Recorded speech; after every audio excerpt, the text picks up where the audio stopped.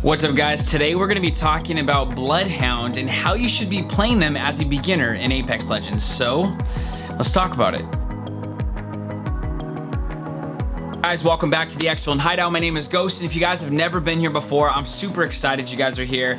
We are here with another guide for Apex Legends talking about Bloodhound. This is a channel where we talk about the games we play, the lives we live, and how we can look for ways to help each other be better than we were the day before. Better than yesterday is the motto. One stream at a time, one day at a time. If you guys feel like you vibe with that, or you just want to see more FPS guides and content, we do that weekly. Right now we're doing Overwatch and Apex Legends with more titles to come. So if any of that is gonna bring value to your guys' life, make sure you guys subscribe to the channel and give this video a like or a thumbs up. It definitely goes a long way for the channel, and I truly appreciate it. You guys have already been showing a ton of support and a ton of love, so I appreciate you guys already.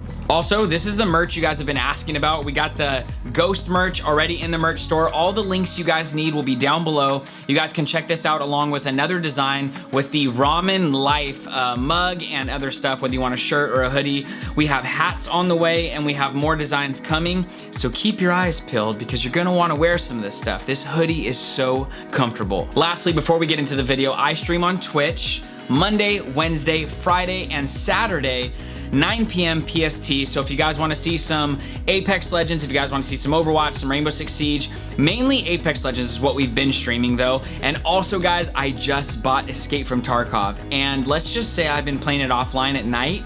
It is so addicting.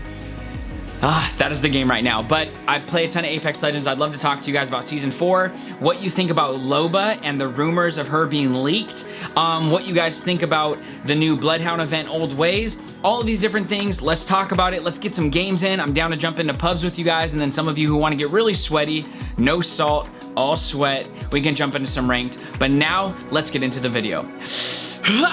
Guys, welcome back to another guide. I am super excited to be talking about Bloodhound today. Bloodhound was the second legend I played in the game, all the way to the point of loving them so much that I got one of my first Twitter banners of Bloodhound. It's my name with Bloodhound, and I was really excited about it. So let's talk a little bit about Bloodhound. Bloodhound has a pretty tragic story, but before I even go further, if you guys really want to resonate with what I'm saying, I suggest you stop the video right here and you go watch the cinematic trailer for Bloodhound if you haven't watched it yet. It's absolutely amazing. It definitely gets you in your feels. It's done very well, and I really hope that Apex Legends continues to do these type of cinematic shorts, and eventually if they came out with a movie, my goodness, I would definitely watch it, and I'd be super excited about it.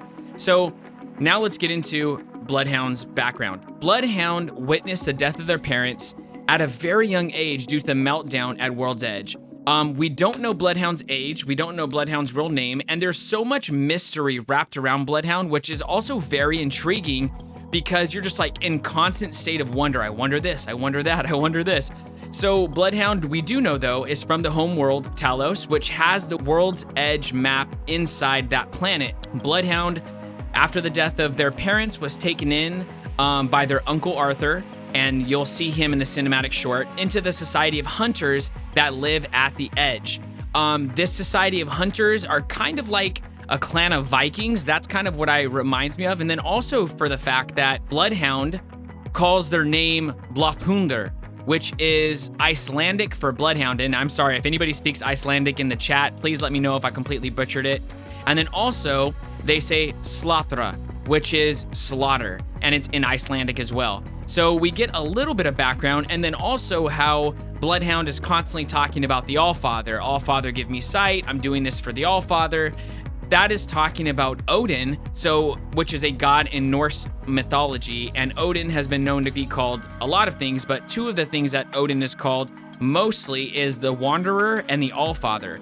So we know that there is definitely some heritage there that is underlined like this. As Bloodhound is getting trained, they end up breaking their rite of passage and going against the old ways by slaying of what's called this creature called a Goliath with a gun. Nobody was using guns, everybody was using their axes and other types of weapons, and it was completely against the code to use a gun. So basically, Bloodhound thought that they killed the Goliath with the gun. They came back. They were essentially to the point of almost being banished. The uncle was super pissed. And then the Goliath that Bloodhound thought they killed comes back to attack the village. Uncle Arthur ends up coming out to help defend, ends up dying in the process, but before dying, talking to Bloodhound about how he's proud of them, talking about how he's happy that he was able to see this day where they overcame the Goliath. The Goliath ends up taking off, getting shot one more time, and then vowing revenge for Bloodhound's uncle dying. They end up tracking down and killing the Goliath following the old ways, using not a gun, but an axe, and then became rechristened as the Bloodhound, which is Bloodhound in Icelandic. For the rest of the Outlands, their identity is pretty much a mystery, just wrapped in layers of rumors. Some of the rumors are actually really funny if you look them up. Fabulously wealthy, bloodthirsty murderer, Goliath whisperer, a former slave, half bat, and a dozen other things depending on who's the one doing the whispering. But what everybody truly knows is that Bloodhound is a force to be reckoned with in the Apex games, having already won at least 2 championships, and one of the Outlands' finest hunters is what they're known as. Bloodhound's tracking skills are just absolutely crazy, helping not just them, but the team, giving them intel for every single fight, and then also calling on Earth's old Norse gods from Norse mythology to guide them. Like we said, talking about the Allfather. Also, Bloodhound believes that destiny is a path that has already been laid out, eventually carrying all to their death.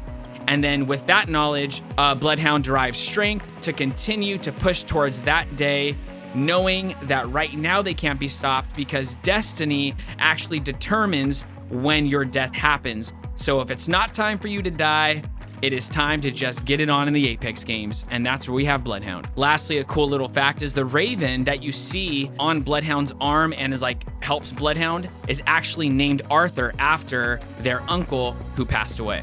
Now let's get into Bloodhound's abilities. The very first ability we're going to talk about is Bloodhound's tactical ability, which is called Eye of the Allfather.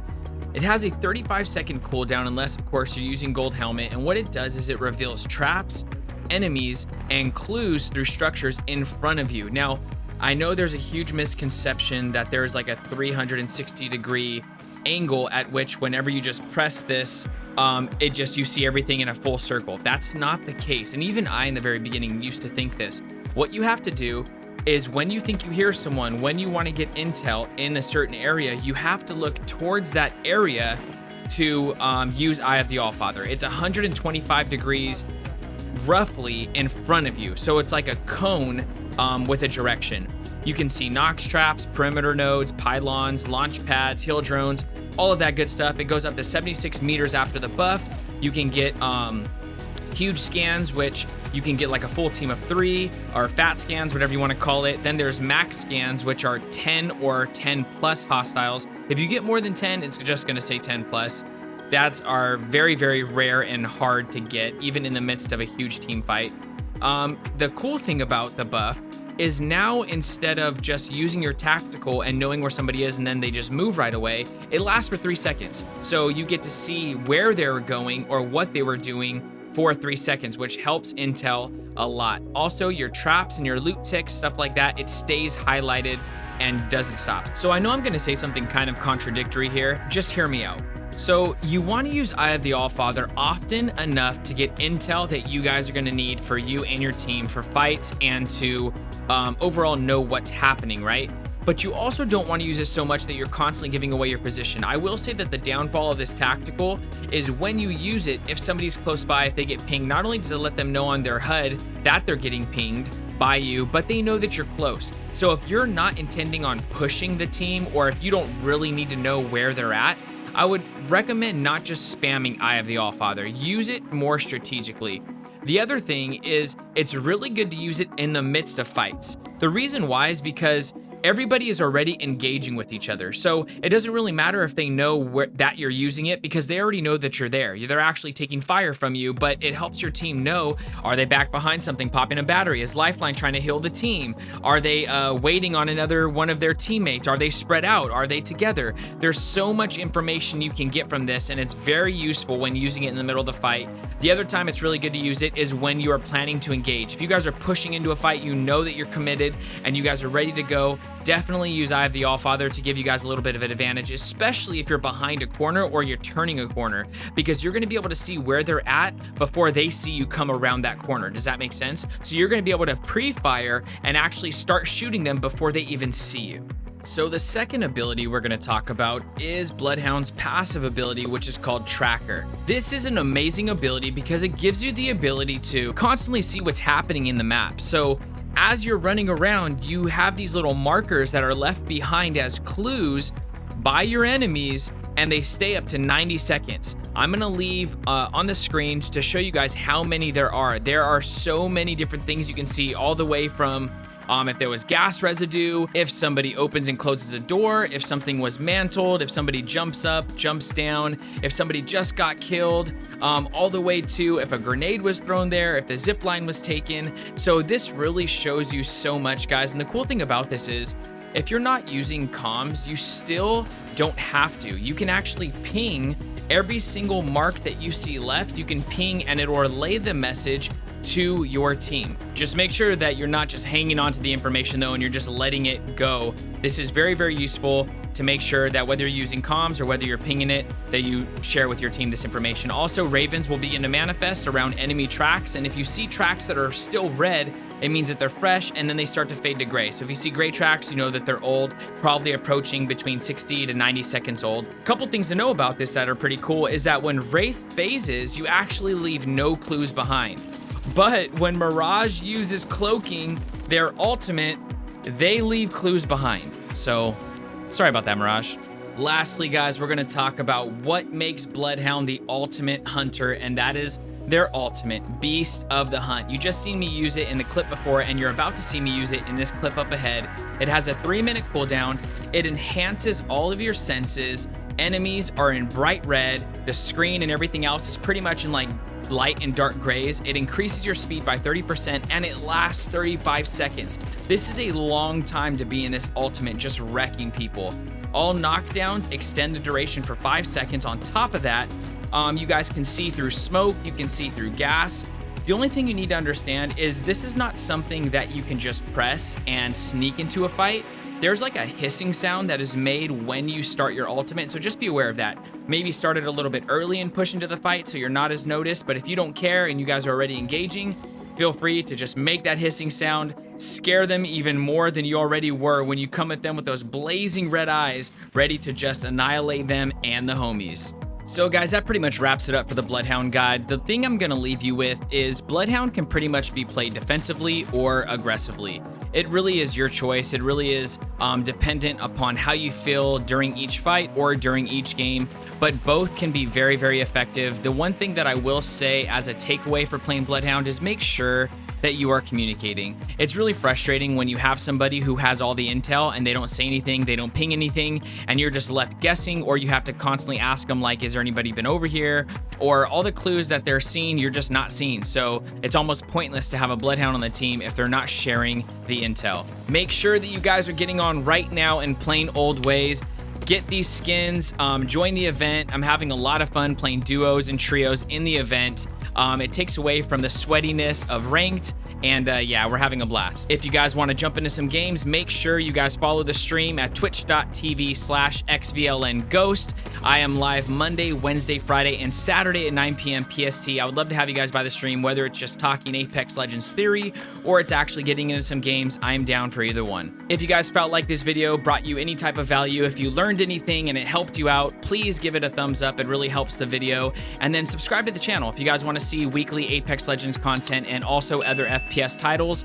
We are going to be putting out more and more content, so make sure that you guys subscribe and hit the little bell so you don't miss out. The last thing I'm going to leave you with is make sure you guys join the Discord. This is for you guys. I am having so much fun building the Apex community, but one of the best things I like about it is that you guys are coming into the Discord, you're using the chat, you're using it as a place to find more PC players, more console players, and then that way you don't have to solo queue as often. It's almost like your own personal looking for group. There's also an area where you can promote your own stream so that if you're a growing streamer and you're trying to capitalize on the 200 plus people in there, feel free, make new friends.